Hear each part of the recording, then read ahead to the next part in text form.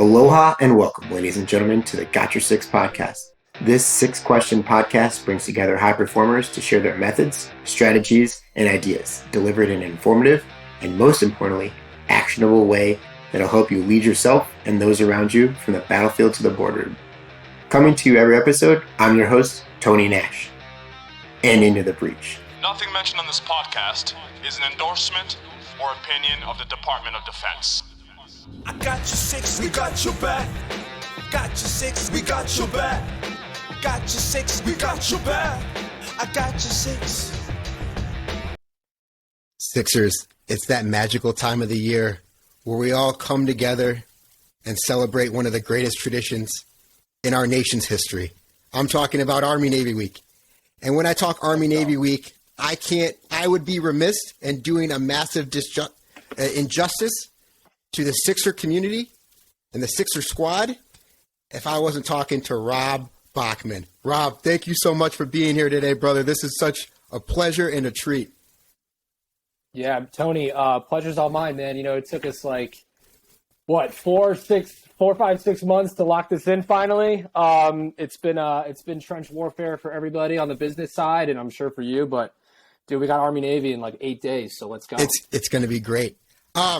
And speaking of that trench warfare and business, you were in it, right, as a CMO of Feltman's Coney Island, the original hot dog, right? A lot of people say Nathan's, but Nathan's was actually a disgruntled employee of Feltman's, correct? Yeah. So back, let's just back, Army Navy aside, right? Let's do some hot dog history here. So let me preface this by saying I am the chief marketing officer for Feltman's, which is a national food brand, right? We're known for our hot dogs. Almost 2 years ago, I didn't even eat hot dogs. And the team sent hot dogs my way because we were, going through interviews and stuff. And I was like, I, as a marketer, as a brand advertiser, right, I need to believe in the product and like it. I hated hot dogs growing up. I'm German myself. Growing up at West Point Elementary School, ate hot dogs there, fucking hated it. Hated them, whatever trash they were. So, I was 29 at the time. I tried hot dogs, tried the Feltman's hot dogs, natural, all beef. And, dude, it like a light went off. I was like, these are fucking good, man. Yeah. These are legit hot dogs, real beef, actual, none of the nasty stuff that you get at a ballpark, right? So I tried the hot dogs. I looked into the story, and it turns out that Charles Feltman, a German immigrant, came over to the U.S., New York City, in the 19th century, and he started Feltman's. He was a baker, had a pie cart, all that stuff, and he started Feltman's in 1867. Basically, put a sausage in a bun, blew the world up with that concept. Grew that into one of the biggest hospitality companies the world has ever seen. It was the biggest hospitality brand company, whatever you want to call it, entertainment company I want to say on the East Coast. We're talking beer garden in Long Island, Coney Island, all across New York, beer gardens, everything, German vibe, hot dogs, beer, entertainment, music. And so he starts Feltman's, and it's branded as Feltman's. And Nathan Handwerker was, I don't know what he was, but I think he was somewhere in the kitchen back there. He was a bun slicer, if I remember correctly. Yes, he was. So he was in the kitchen, and Feltman's itself, the products themselves were a little more, catered and oriented towards the upper class. They were a little more pricey than other smaller companies around then. And then Nathan Handwerker starts his own company, basically half the price of Feltman's, and then he takes off with that in Coney Island, and then the Feltman's brand kind of disappears in the 1950s, and then Nathan's is what it is today, a massive corporation. Right. So in order for a brand so historic to kind of come back to life, it requires somebody that's really great. Not only are they a great storyteller, they're a great communicator, and I can't think of a better person than you, Rob. But you don't go from the military right into hot dogs, right? So what throughout your time, though, like you said, you grew up at West Point, you went to West Point. what are you constantly implementing on a daily basis from your time in and around the military? Yeah, so I would say reading and writing, right? So to be an effective communicator and storyteller, to be, an effective business person, entrepreneur, whatever you want to call it, it starts with the fundamentals, reading, writing. My first language is German, so I'm always reading and writing. And as you know, with the various brands that I engage with, if you want to call it that, it's important as a storyteller and an advertiser to fundamentally know how to write and communicate with a little psychology in there, understanding sociology. But I think just reading different genres, being in tune with pop culture, understanding the dynamic of your audience and new ways to reach the consumer. The whole landscape of marketing and advertising just changes so fast. So just being up to date with the current trends and staying on top of that is something that, I learned at West Point, how to do in the military, and have been doing ever since in the advertising world. So I hope that kind of helps, answer the question. No, it does, because, right, as a leader in the military and even as a cadet at West Point, right, your ability to communicate both through a written order or, an email now that we're all, everybody's digital, it really takes you to understand what are you trying to convey and not try to sound super smart about, but you need to be able to get the message across so everyone has that shared understanding and purpose. So when we look at, reading and writing, is there a book or something that a course or somebody that you're always going to that you just not inspired to be like, but like really take a lot from what they've written or, talked about? Yeah. So even before I got out of the military, I was fascinated with the world of advertising and marketing.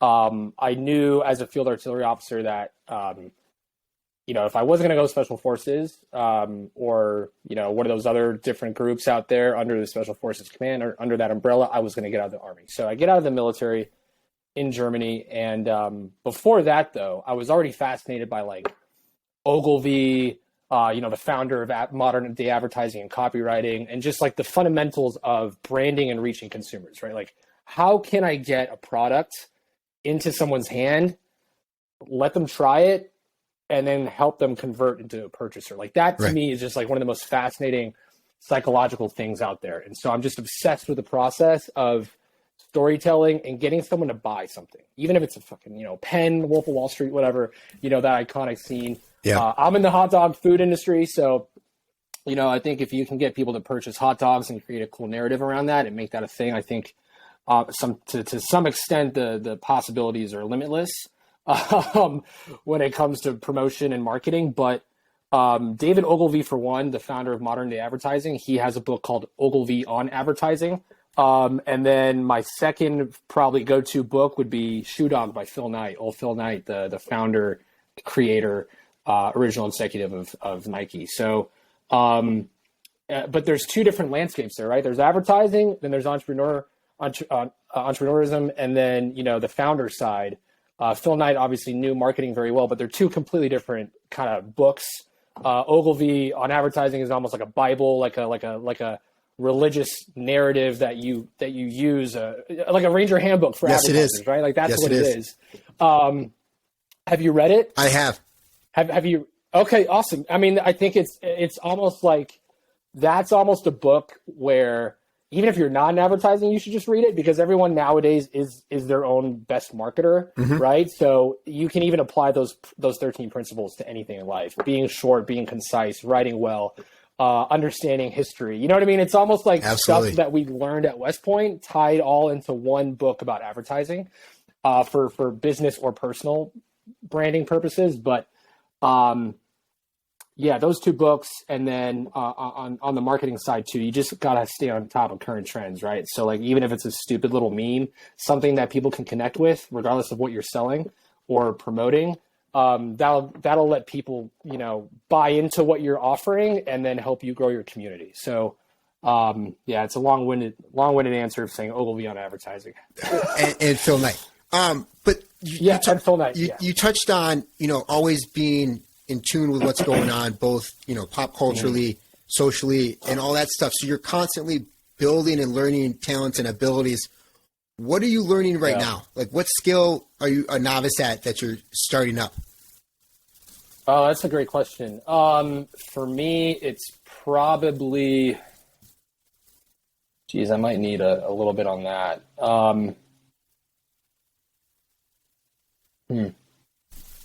I mean, if it's professional business wise, probably getting more in tune with financials, understanding trajectory of a business's growth. Obviously, one of the duties, descriptions, whatever you want to call it, of a chief marketing officer is revenue growth and making sure that the company is growing and that we have money coming in and we're reaching consumers. But for me, more so on the financial side of understanding the books, P&Ls, profit and loss statements.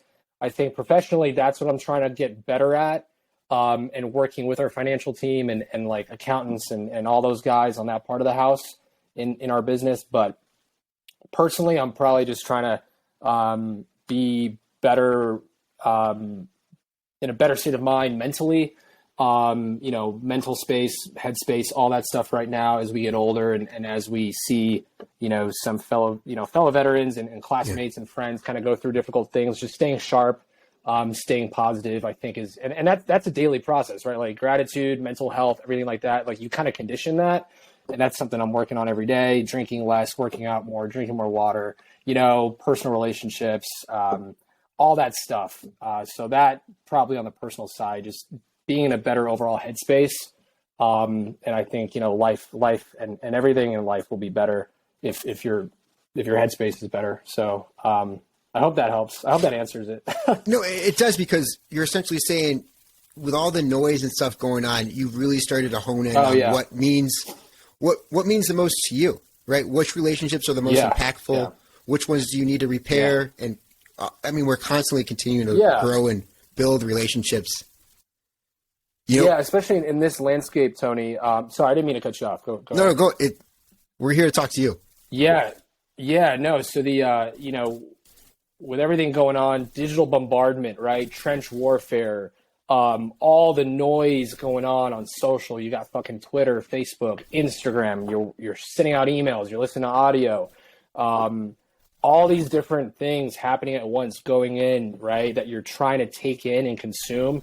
You got to take a step back and take a breath of fresh air, because you will get overwhelmed. I get overwhelmed all the time, every day. That's why I have the Calm app stuck right in the middle of all my important apps. I love it. So even if I don't open up my Calm app itself, it's stuck right in the middle. And the first thing that happens when you open up Calm is it says take a breath, take a breath of air or whatever. So in the middle of like the craziness that is marketing this day and age, I have the Calm app. I don't even open it every day, but I have it right smack in the middle of my phone, and that allows me to kind of relax, take a step back, enjoy it. It's all part of the process, but mental health this day and age, man, there's just so much going on. There's so much stuff being posted. You know what I mean? There's so much drama and negative news. Like I'll put on Fox Business or CNBC in the morning. I got to turn it off after 5 minutes. There's just too much going on, or it's just too negative. It's really applying that tactical pause. So like when you're out on missions, whether it's both CONUS, OCONUS, taking that knee or time to reflect, even if it's temporary, fleeting couple seconds, a minute, to really understand where you are in time and space and what's going on around you, and almost kind of pull yourself out of the situation to realize how you can move forward. That's super powerful that you've been able to do that. Yeah, man. It is, especially with just, like I said, there's just so much stuff going on. Army Navy's around the corner, right? And we just wrapped up as a company. We just wrapped up Black Friday, Cyber Monday. Before that, we had Veterans Day. Before that, it was a mean, vicious wargaming October on the strategy side, what we're going to do in 2022. Setting the conditions so that our brand is set up for success next year. September was the 20-year anniversary of 9/11. As we all know, the story of Feltman's and the rebirth of it as a company is due to Joe Quinn and his brother, because their third brother died in 9/11 when Joe was a firstie. So as a brand, we have a really compelling story, and we're very value-based. And so 9/11 was just a huge, huge event for us, as well as many people who were impacted by it, lost loved ones. So it's been a hell of a fucking 6 months. And then obviously the summer is peak sales season for us. So it's like, it never ends, right? But that's the beauty of advertising, or maybe to some extent also its fault if you are in advertising, is that it never stops. So you're constantly learning and improving and doing like yesterday I ran an AAR for our entire Black Friday Cyber Monday campaign. And like there we go. My civilian quote unquote agency partners, everyone at the marketing firm that we have, or that, that works for us, like, what's an AAR? And I was like, oh yeah, like, sorry, I meant after action review. So positive, end state assessment, like what worked, what didn't work. And they're like, oh, that's so cool. You guys did it in the Army. And I was like, yeah, like we're literally conditioned. And like, but that's one of the things that I've brought from the Army too, right? Is like these little nuances and little practices that allow us to be successful, even sometimes when we don't think we are. Once you're done with a campaign, or you're running like a 4th of July campaign, Veterans Day campaign, a big PR push, we always do AARs, even if you don't necessarily know you are. But like, that's definitely something since West Point, or whenever we first learned what an AR was at fucking Camp Buckner or something, you know what I mean? Like it's been one thing that we've implemented across the board. It's pretty cool. So do you think the belief that you really picked up over the last couple of years is focusing, I would say, on like being data driven, but continuing to be value based? Because if you lose those two things, you kind of lose yourself. 100%. I think, on the business side, making a quick buck is important, especially for us or like making a quick buck anywhere is easy to do. But, when you're kind of a bootstrapped startup like we are, like Feltman's is a national food brand, but we're in the startup mode. It's important that every dollar and penny is accounted for. We know where our budget and our spend's being allocated, and for what, and which marketing levers are we pulling. Like, okay, let's pull back on TikTok this month. Let's do Facebook, ramp up on Google here. Every dollar matters to us, but it's important for us to be data-driven, but also value-based. So like, are we putting out the right message so that this consumer, when they purchase our awesome products, come back to us? Like, that's important, right? So value-based in the sense that, are we making sure that the customer has a terrific experience, enjoys the product, comes back? We're not bullshitting them, obviously, with our products and anything like that. So value-based also in the sense that, freedom, family fun are something that Joe loves and harps on as values for the company, right? Like Freedom America, veteran-owned company, fun. We're a hot dog company. You got to have some freaking fun, man. It's a lively, joyous type of food product that brings, happiness to people. If it's in a ballpark, if it's in your backyard, if it's at an Army Navy watch party, right? So, and then family, right? So like we're a huge family oriented company. Everyone either has kids or is, with a significant other and that kind of a thing. So data driven, yes, understand how we need to hit our goals and our KPIs and what levers we need to push marketing wise and where we spend money. Values based, where, hey, let's show people that we are regular Americans, we're veteran owned, and we like to have fun. And we're good guys. Yeah. we're all West Pointers and Army guys. Like, why wouldn't you want to buy hot dogs from us? Exactly. I mean, so I might be a little biased, but I think I'm not. Especially on this platform. But hell yeah. In business, though, right? You're like you said, you're constantly iterating and trying new things. And it's not a linear process. Like, you don't know what's going to work and what's not going to work. So there's going to be failures as well as massive failures and massive success along the way. Where in your life, whether it be at West Point, before West Point, in the Army, coming out of the Army, transitioning out of the Army, where has failure occurred that has really set you up for massive success? Okay, taking a step back, failure. I think the first big one, and this sounds really dumb, right? But National Training Center. I was swooped in to be the battalion FSO as a brand new first lieutenant, and I messed up every 3 of those missions or operations. Yep. I mean, to my credit, I had never gone to Triple C. I didn't understand MDMP, but I was thrust in this position, and I basically failed every step of the way. I was failing upwards, but I didn't know it. So I was failing every mission, every breach, every combined arms rehearsal. I was so bad for 14 days and I hated it. You don't have your phone. I can't talk to anybody. My battalion commander was just up my ass. My S3 was up my butt all the time. He was West Pointer too. Is a West Pointer. But I failed every step of the way, from even just artillery language, because I was so rattled from having looked like a hot mess. But what I didn't know was that they were testing me and getting me ready for a combat deployment that we were going to go on in Eastern Africa. And I was so selfish where I didn't even see that. I was more worried about myself and not my guys, or, you know what I mean? Like, I was just caught up and flustered because I was thrusted into a new position, which was kind of daunting, not going to lie. You know, combined arms rehearsals, if you've never done one, can be kind of stressful when you're a first lieutenant and there's generals there. But, you know, I kind of like wisened up from that 2 weeks, and then I failed the entire time. Yeah. But my battalion commander is on the bus ride back to Fort Bliss. I'm a former first AD guy in an armored battalion, right? I was the FSO, battalion FSO. He tells me that, hey, you crushed it. Even though you didn't do too well, I know you learned everything and you're coming to Africa with us. And I was like, let's go. Like, that's massive. That was perfect. But I was failing for 2 weeks straight, and they let me, they sweat me out a little bit. You know what I mean? Like, they kind of put me through that sauna. It was a fucking sauna. It was September at Fort Irwin. Which is just but they made miserable. Me fail. Anytime of the year. Just the worst. And then, like, they're telling you about the tortoise, and then you're also like, psychologically, you're like, oh, I hope our Bradley didn't just run over a tortoise. You know what I mean? Right, because it's a protected animal and it shuts down training. I haven't been to NTC, but yeah, every place has their own like animal that just kind of stops training. You're doing like your fires plan and everything, and then someone has to step in and say, hey guys, remember the tortoise is out there. Right. Like, anyways, so failing for 2 weeks straight there, at my job, at my role, then prepared me to be a kick-ass officer on that deployment to East Africa.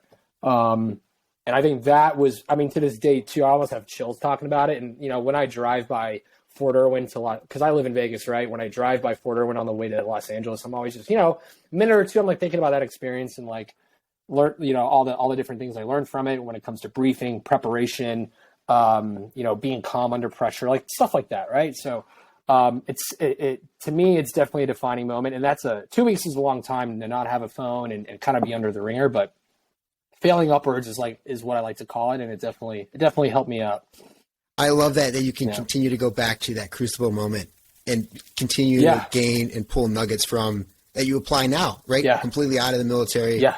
But you're constantly failing upwards, especially in a startup like Feltman's. Yeah. No, definitely. And the beauty of a startup is that the sky's the limit, right? Like, it really is. Like, to the moon is no bullshit. Like, you can, and that's what's so great about this country, right? And that's to sound too cliche, but I worked on the economy in another country, and it's not like that in Germany or Europe. Like, you really can't take a startup to the moon like you can here. That being said, the challenge of a startup life is that, like I harped on earlier, like every dollar is accounted for, every penny, and you better fucking spend that right. Or if you test it out, don't do that again, because we're not millionaires. We're not made of money, even though it's a national brand, everything counts. And so what I've also taken from the military is kind of like that A/B test mindset. Like, you practice, you drill, you rehearse, and then you don't do the fuck ups again. Like, just focus on what is good and then continue to do that. Startup life is crazy. So with startup life, right? It like you said, going back to like the NTC piece, is like you feel like you're just constantly getting kicked in the face, but you continue to show 100%. Up for it because you know you're better than yesterday. So Rob Boeckmann, how are you better than yesterday? Oh man. I got more than 6 hours of sleep this morning. So just for this podcast, so I'm already thinking clear. Let's go. And being nicer. I'm being a lot nicer. I'm just kidding. But that better than yesterday piece is probably something I'm still working on. By that, I mean tomorrow, when it comes to gratitude, mental health, being more determined and decisive at my job. I think that's a day-by-day conditioned piece. So I think, compared to yesterday, I'm feeling a little better. It's been a long week. Yesterday was Wednesday. Tuesdays and Wednesdays for us are always pretty intense. Just a lot going on, as you know, the holidays are coming up, but I like to think that gradual improvements in our marketing team, as our company, personally, professionally, just those little baby steps of, getting better rest, getting a workout in, being nicer, having gratitude for where we are, what we're doing. I know it sounds very, very cliche, especially on the gratitude piece, but that helps me perform better at a higher level when I'm positive and I'm thinking clear, especially in this fucking crazy world of, the digital media landscape. And as you know, everything going on social and the news. So yeah, keeping your head on straight, man. I think it's my head's on straight a little better than it was yesterday. There you go. And taking those tactical pauses like you continue to mention. Oh, dude. Tactical pause. Take a knee, baby. Drink some water. There you go. And, of course, regardless of whenever people listen to this episode, we're always one day closer to beating Navy. Oh, one day. Let's go. Yeah. Saturday. Exactly. Rob, thank you so much for coming on the show. Before you go, though, I want you to let the people know, where can they find you? Because I know you never know where you're going to find you. Yeah. You're all over the world. Yeah. Dude, I'm all over, man. Born and raised in Germany, went to West Point, and now I'm in Vegas. I got to hit the casino after this. So, no, real talk. The next big trip for us is obviously Army Navy. So I'm flying out to JFK next on Thursday. Flying out of JFK, New York City. We have an event at the 9/11 Memorial, Army Navy Media Day in the USS Intrepid. Catch me at Army Navy if you want. I'll probably be with someone called Drunk Old Grad. I don't know if you guys have heard of him or, I hear he's like a thing, especially around Army Navy. But New York, and then hopefully in the spring headed over to Mexico for a little bit for a guy's trip. But that doesn't have to be discussed here. But just back and forth a lot. But you can catch Feltman's and Whole Foods anywhere, and you can order from us online at www.feltmans.us. And then if you're a Florida Panthers fan, that is the official hot dog of one of the strongest teams right now in the NHL. Oh, dude, official hot dog of the Florida Panthers. Love those guys. They won yesterday or 2 days ago, and they're playing today, so it's awesome. We're sold across the arena. It's right outside Miami in a nice little town called Sunrise, Florida. And we're also the official hot dog of West Point, too. So if anyone listening goes to a lacrosse game or Army basketball game coming up or Army hockey, you can pick up a dog at Hollander Center. And it kind of brings everything back full circle, right, Tony? It's like we all hated our time there as a cadet. It was a grind, and now we have our hot dogs at West Point. It's kind of cool. Right. And when you have a hot dog in your hand, you're always having a good time, right? Because it's about that sense of community. Why not? I mean, how do you not? How can you? Yeah, how can you be sad and eat and bite a hot dog, right? You just can't. Exactly. Plus the Florida Panthers, owned by a West Point grad. Can't go wrong. Yeah, dude. Best team in NHL right now. Absolutely. Yeah. Rob, thank you so much for your time, sharing your story, being vulnerable with us. Yeah. And, of course, thanks for having our six. Hey, Tony, take care, my man. It was a pleasure. Anytime you want to do this again, I'm always yours, man.